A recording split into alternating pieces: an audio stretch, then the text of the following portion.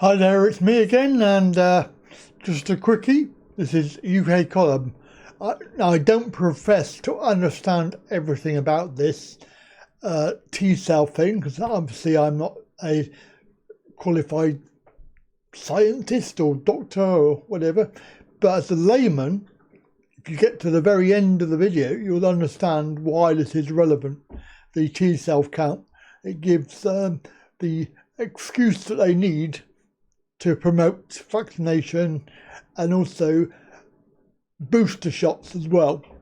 So enjoy the video and I'll come back in a minute. Okay, well, we'll just briefly finish with antibodies because, of course, there was a big study came out yesterday. This is the largest COVID-19 antibody testing program, and it has published its findings on antibody response over time. So this is Imperial College London, Ipsos Mori. Lots of people receiving letters through the post from those two, wanting people to take part in studies, and this was one of them. 365,000 participants across England took part in this one, and they showed that antibody response over time varies depending on a person's age and symptoms. So let's just have a look at the top level findings here. The proportion of people with COVID-19 antibodies in England fell by 26.5% between 20th of June and 20th of September. In other words, from 6% of the population having antibodies to 4.4% of the population.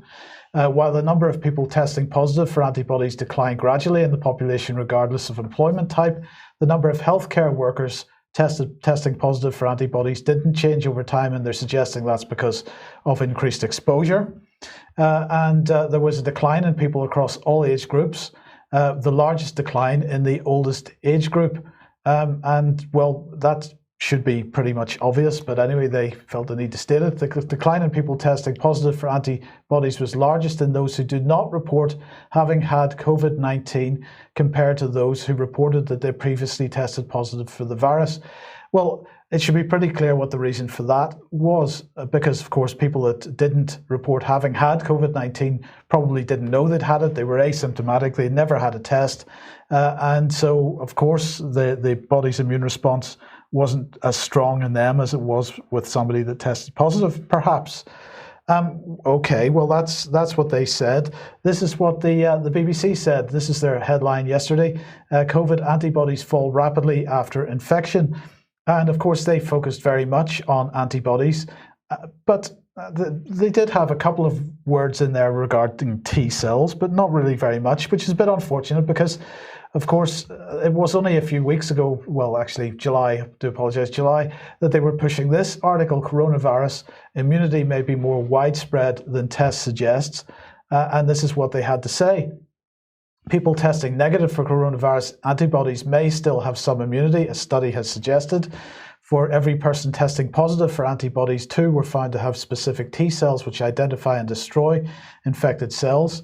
This was seen even in people who had mild or symptomless cases of COVID-19, but of course they didn't really mention this in the most recent article about it, and we have mentioned this before, so I'll just briefly run through this. As a Science article, T cells found in COVID-19 patients bode well for long-term immunity.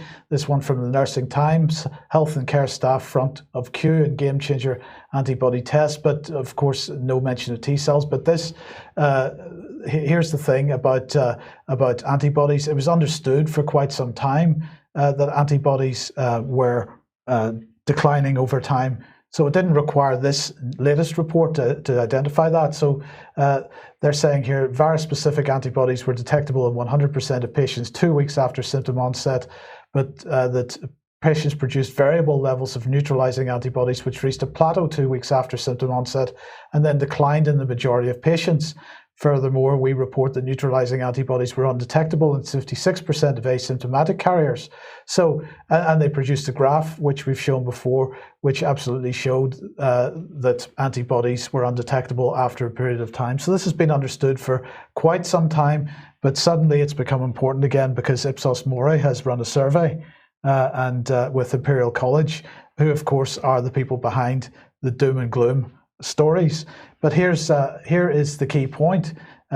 Importantly, we detected SARS-CoV-2 reactive T cells in 40 to 60% of unexposed individuals, suggesting cross-reactive T cell recognition between circulating common cold coronaviruses and SARS-CoV-2.